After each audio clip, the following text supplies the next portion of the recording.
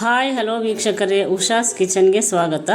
ನಾವು ಈ ದಿನ ಮೊಟ್ಟೆ ಪಲ್ಯವನ್ನು ತುಂಬ ಡಿಫ್ರೆಂಟಾಗಿ ಯಾವ ರೀತಿ ಮಾಡೋದು ಅಂತ ತೋರಿಸ್ಕೊಡ್ತಾ ಇದ್ದೀವಿ. ಮೊಟ್ಟೆ ಅಂದರೆ ಯಾರಿಗೆ ತಾನೇ ಇಷ್ಟ ಆಗಲ್ಲ ಹೇಳಿ, ಮಕ್ಕಳಿಂದ ಹಿಡಿದು ದೊಡ್ಡವ್ರಿಗೂ ತುಂಬ ಇಷ್ಟಪಟ್ಟು ತಿಂತಾರೆ. ಅದನ್ನು ಯಾವ ರೀತಿ ಮಾಡೋದು ಅಂದರೆ, ನೀರು ಮಳ್ಳಿದ ಮೇಲೆ ನಾವು ಮೊಟ್ಟೆನ ಹಾಕ್ಬಿಟ್ಟು ಬೇಯಿಸ್ಕೋಬೇಕು. ಇಲ್ಲಿ ನಾನು ಒಂದು 4 ಮೊಟ್ಟೆನ ತಗೊಂಡಿದ್ದೀನಿ.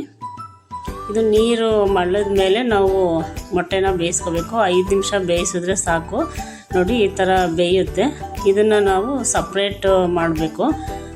ಬಿಳಿ ಭಾಗ ಒಂದು ಕಡೆ ಮತ್ತು ಭಂಡಾರ ಅಂತಾರೆ ಇದಕ್ಕೆ, ಹಳದಿ ಇದು, ಅದನ್ನು ಸಪ್ರೇಟಾಗಿ ಬಿಳಿದನ್ನು ಈ ಥರ ಕಟ್ ಮಾಡಿ ಇಟ್ಕೋಬೇಕು. ಅದನ್ನು ಯಾವ ರೀತಿ ಮಾಡೋದು ಅಂತಂದರೆ, ಅದಕ್ಕೆ ಏನೇನು ಪದಾರ್ಥ ಬೇಕೋ ನೋಡ್ಕೊಳ್ಳೋಣ ಬನ್ನಿ. ಇಲ್ಲಿ 2 ಮೀಡಿಯಮ್ ಸೈಜ್ ಈರುಳ್ಳಿ ತೊಗೊಂಡಿದ್ದೀನಿ, ಒಂದು ಸ್ವಲ್ಪ ಕ್ಯಾಪ್ಸಿಕಮ್ ತೊಗೊಂಡಿದ್ದೀನಿ. ಈಗ ಒಂದು ಬಾಣಲಿಗೆ ಒಂದು 2-3 ಸ್ಪೂನಷ್ಟು ಎಣ್ಣೆ ಹಾಕಿದ್ದೀನಿ. ಎಣ್ಣೆ ಹಾಕ್ಬಿಟ್ಟು ಕಾದ್ಮೇಲೆ ಸೋಂಪು ಕಾಳು ಹಾಕಿದ್ದೀನಿ. ಸೋಂಪು ಕಾಳು ಹಾಕೋದ್ರಿಂದ ಡೈಜೆಷನ್ಗೆ ತುಂಬಾ ಒಳ್ಳೆಯದು. ಇಲ್ಲಿ 2 ಮೀಡಿಯಮ್ ಸೈಜು ಈರುಳ್ಳಿ ಹಾಕಿದ್ದೀನಿ. ಇದು ಚೆನ್ನಾಗಿ ಫ್ರೈ ಆಗಬೇಕು.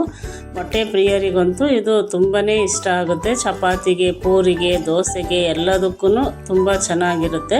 ಹಾಗೇನೂ ಕೂಡ ನೆಂಚ್ಕೊಂಡು ತಿನ್ಬೋದು, ಅಷ್ಟು ಚೆನ್ನಾಗಿರುತ್ತೆ. ಬ್ಯಾಚುಲರ್ಸ್ ಸಹ ಈಸಿಯಾಗಿ ಮಾಡ್ಕೋಬೋದು ಇದನ್ನು ಪಲ್ಯನ.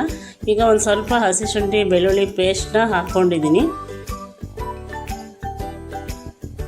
ಹಸಿ ಶುಂಠಿ ಬೆಳ್ಳುಳ್ಳಿ ಪೇಸ್ಟ್ ಹಾಕ್ಬಿಟ್ಟು ಈಗ ಕ್ಯಾಪ್ಸಿಕಮ್ ಅದೆಲ್ಲ ಸ್ವಲ್ಪ ಈರುಳ್ಳಿ ಬೆಂದಮೇಲೆ ಕ್ಯಾಪ್ಸಿಕಮ್ ಹಾಕಿದ್ದೀನಿ. ಇದು ಒಂದು ಅರ್ಧ ಬೆಂದರೆ ಸಾಕು. ತುಂಬಾ ಚೆನ್ನಾಗಿರುತ್ತೆ ಕ್ಯಾಪ್ಸಿಕಮ್ ಹಾಕೋದ್ರಿಂದ.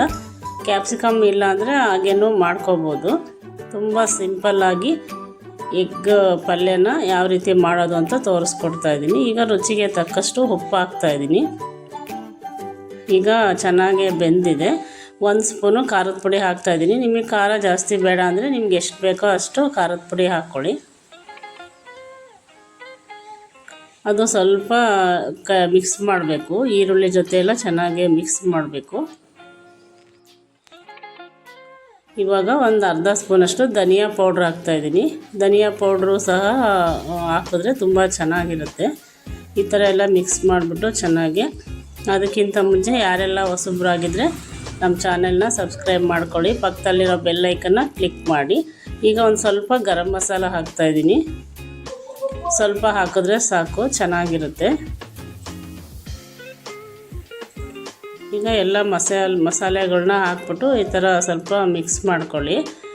ಈಗ ಒಂದು ಅರ್ಧ ಸ್ಪೂನಷ್ಟು ಚಿಕನ್ ಮಸಾಲ ಹಾಕ್ತಾಯಿದ್ದೀನಿ. ಚಿಕನ್ ಮಸಾಲ ಇಲ್ಲ ಅಂದರೆ ನೀವು ಮೊಟ್ಟೆ ಮಸಾಲ ಇದ್ದರೆ ಹಾಕ್ಕೊಳ್ಳಿ, ಅದು ಹಾಕಿದ್ರೂ ಚೆನ್ನಾಗಿರುತ್ತೆ. ಚಿಕನ್ ಮಸಾಲ ಹಾಕಿದ್ರೆ ಟೇಸ್ಟು ಒಂಥರ ಡಿಫ್ರೆಂಟಾಗಿ ಚೆನ್ನಾಗಿರುತ್ತೆ. ಹೊಸಬ್ರು ಯಾರೆಲ್ಲ ನೋಡ್ತಾ ಇದ್ದೀರೋ ಅವರೆಲ್ಲ ನಮ್ಮ ಚಾನೆಲ್ನ ಸಬ್ಸ್ಕ್ರೈಬ್ ಮಾಡ್ಕೊಳ್ಳಿ. ಮತ್ತು ಸ್ವಲ್ಪ ಕಸ್ತೂರಿ ಮೇಥಿನ ಸ್ವಲ್ಪ ಕ್ರಷ್ ಮಾಡಿಬಿಟ್ಟು ಹಾಕಬೇಕು. ಈ ಥರ ಫ್ಲೇವರು ತುಂಬಾ ಚೆನ್ನಾಗಿರುತ್ತೆ ಈ ಥರ ಹಾಕಿದ್ರೆ. ಅದಕ್ಕೋಸ್ಕರ ಸ್ವಲ್ಪ ಹಾಕಿದ್ದೀನಿ. ಈಗ ಒಂದು ಸ್ವಲ್ಪ ನೀರು ಹಾಕ್ಬಿಟ್ಟು ಸ್ವಲ್ಪ ಮಿಕ್ಸ್ ಮಾಡ್ಕೊಳ್ಳಿ. ನಿಮಗೆ ನೋಡಿ ನೀರು ನೋಡಿಬಿಟ್ಟು ಹಾಕ್ಕೊಳ್ಳಿ, ಜಾಸ್ತಿ ಹಾಕಬೇಡಿ ನೀರನ್ನ. ಇವಾಗ ಕುದೀತಾ ಇದೆ. ಎಲ್ಲ ಮಸಾಲೆ ಎಲ್ಲ ಸ್ವಲ್ಪ ಹಸಿ ವಾಸನೆ ಎಲ್ಲ ಹೋಗಿದೆ. ಇವಾಗ ನಾವೇನು ಬಿಳಿ ಭಾಗನ ಮೊಟ್ಟೆ ಭಾಗನ ಕಟ್ ಮಾಡ್ಕೊಂಡಿದ್ವೋ ಅದನ್ನು ಹಾಕ್ಬಿಟ್ಟು ಚೆನ್ನಾಗಿ ಮಿಕ್ಸ್ ಮಾಡ್ಕೊಳ್ಳಿ. ಹಳದಿದನ್ನು ಸಹ ತಕ್ಷಣ ಹಾಕಬೇಡಿ, ಅದು ಹಾಕಿದ್ರೆ ಎಲ್ಲ ಮುದ್ದೆ ಥರ ಆಗುತ್ತೆ. ಅದನ್ನು ಲಾಸ್ಟಿಗೆ ಯಾವ ರೀತಿ ಹಾಕೋದು ಅಂತ ತೋರಿಸ್ತೀನಿ. ಈಗ ಬಿಳಿ ಭಾಗನ ಹಾಕ್ಬಿಟ್ಟು ಚೆನ್ನಾಗಿ ಮಿಕ್ಸ್ ಮಾಡ್ಕೊಳ್ಳಿ. ಅದು ಮಸಾಲೆ ಎಲ್ಲ ಚೆನ್ನಾಗಿ ಮಿಕ್ಸ್ ಆಗಬೇಕು, ಅದಕ್ಕೆ ಉಪ್ಪು ಖಾರ ಎಲ್ಲ ಹಿಡಿಬೇಕು. ನೋಡಿ, ಈಗ ಮಿಕ್ಸ್ ಆಗಿದೆ. ಇವಾಗ ನಾನೊಂದು ಸ್ವಲ್ಪ ಇದು ಮ್ಯಾಗಿ ಮಸಾಲ ಹಾಕ್ತಾಯಿದ್ದೀನಿ.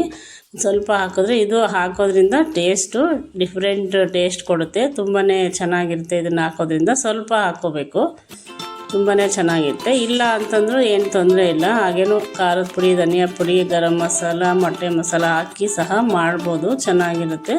ಈಗ ನೋಡಿ, ಮೊಟ್ಟೆನ ಅರ್ಧ ಭಾಗ ಕಟ್ ಮಾಡಿಬಿಟ್ಟು ಲಾಸ್ಟಲ್ಲಿ ಮಿಕ್ಸ್ ಮಾಡ್ತಾಯಿದ್ದೀನಿ. ಈ ಥರ ಮಾಡೋದ್ರಿಂದ ಟೇಸ್ಟು ತುಂಬಾ ಚೆನ್ನಾಗಿರುತ್ತೆ. ಯಾರೆಲ್ಲ ಹೊಸಬ್ರಾಗಿದ್ದರೆ ಈ ಥರ ಒಂದು ಸಲ ಟ್ರೈ ಮಾಡಿ ನೋಡಿ ಪಲ್ಯನ. ಚಪಾತಿಗೆ, ದೋಸೆಗೆ, ಪೂರಿಗೆ ತುಂಬಾ ಚೆನ್ನಾಗಿರುತ್ತೆ. ಅನ್ನಕ್ಕೂ ಸಹ ಕಲಿಸ್ಕೊಂಡು ತಿನ್ಬೋದು. ನಿಮಗೆ ರಸ ಬೇಕು ಅಂದರೆ ಸ್ವಲ್ಪ ನೀರು ಹಾಕ್ಕೊಳ್ಳಿ, ತುಂಬ ಟೇಸ್ಟ್ ಇರುತ್ತೆ. ಈ ಥರನೂ ಮಾಡ್ಕೊಂಡು ತಿನ್ಬೋದು. ನೋಡಿ, ಇವಾಗ ಪಲ್ಯ ರೆಡಿಯಾಗಿದೆ. ಲಾಸ್ಟಲ್ಲಿ ಸ್ವಲ್ಪ ಕೊತ್ತಂಬರಿ ಸೊಪ್ಪನ್ನ ಆ್ಯಡ್ ಮಾಡ್ತಾಯಿದ್ದೀನಿ. ಮಕ್ಕಳಿಗಂತೂ ಈ ಥರ ಮಾಡಿಕೊಟ್ರೆ ಆರಾಮಾಗಿ ತಿಂತಾರೆ. ಚಪಾತಿ ಜೊತೆ ಪಲ್ಯ ಈ ಥರ ಮಕ್ಕಳಿಗೆಲ್ಲ ಮಾಡಿಕೊಡಿ. ಡೈಲಿ ಒಂದೊಂದು ಮೊಟ್ಟೆ ತಿನ್ನೋದ್ರಿಂದ ಆರೋಗ್ಯಕ್ಕೆ ತುಂಬಾ ಒಳ್ಳೆಯದು. ನೋಡಿ ಪಲ್ಯ ರೆಡಿ ಆಗಿದೆ. ಇವಾಗ ಸೂಪರಾಗಿ ಕಾಣ್ತಾ ಇದೆ. ನೋಡಿದ್ರೆ ಪಲ್ಯ ರೆಡಿ ಆಗಿದೆ. ಮೊಟ್ಟೆ ಪಲ್ಯ ನೋಡಿದ ತಕ್ಷಣ ಒಂದು ಲೈಕ್ ಕೊಡಿ. Thank you for watching this video.